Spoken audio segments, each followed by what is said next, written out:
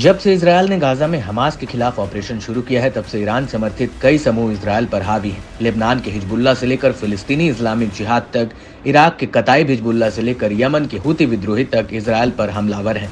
ये सभी समूह इजरायल पर एक साथ कहर बनकर टूटे हैं। खतरनाक मिसाइलों, घातक रॉकेटों और भारी भरकम गोले इजरायल पर बरसा रहे हैं। इसके चलते पूरा मिडिल ईस्ट पिछले कई महीनों से जंगी आग में झुलस रहा है।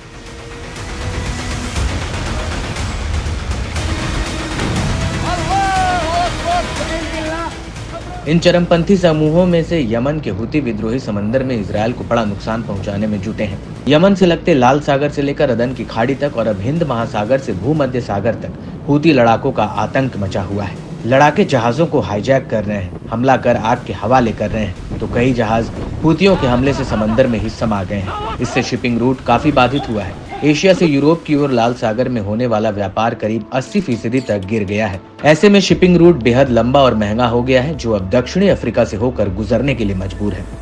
बता दें कि जोखिम के बावजूद कुछ जहाज अभी भी लाल सागर सी रूट चुन रहे हैं, जहां हर वक्त हमले का खतरा मंडराता रहता है। बताया जाता है कि छोटी शिपिंग कंपनियां अपने कम बजट के चलते खतरनाक रास्ते को चुनने को मजबूर हैं। दरअसल लाल सागर में हमलों से समुद्र के जरिए होने वाला वैश्विक व्यापार लगभग ठप सा पड़ गया है। लाल सागर शिपिंग के लिहाज से बेहद अहम रूट रहा है। हूतियों के हमलों के चलते दुनिया भर के देशों को नुकसान उठाना पड़ रहा है। इस बीच कई शिपिंग कंपनियों ने हूतियों के हमले से बने डरावने माहौल और बाधित शिपिंग रूट पर तीखी प्रतिक्रिया दी है।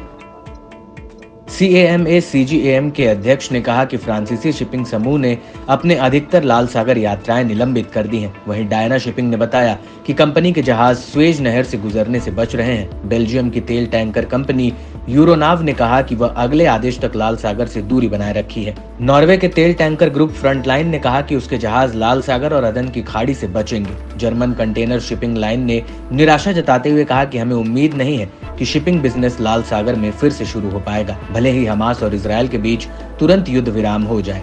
हांगकांग के कंटेनर ग्रुप ने सख्ती बरतते हुए कहा कि अगले आदेश तक इजरायल से ऑर्डर लेना बंद कर दिया गया है। ऐसे में हूतियों के हमले से कई सारी शिपिंग कंपनियां घाटे में जा रही हैं। दरअसल हूती लड़ाकों के हमले लगभग हर दिन हो रहे हैं। इन हमलों से समय पर सामान नहीं पहुंच रहा है। इससे लागत में भी कई गुना इजाफा हुआ है। इन सब को ध्यान में रखते हुए अमेरिकी कार्रवाई के बावजूद भी हूती लड़ाकों के हमले नहीं रुके हैं। अमेरिका ने यमन में कई मिसाइलें दागकर अरबों डॉलर खर्च कर रहा है। एक्सपर्ट सलाह दे रहे हैं कि अमेरिका अगर वास्तव में हूतियों के हमले को रोकना चाहता है तो उसे ईरानी से हो रही हथियारों की सप्लाई को रोकना होगा।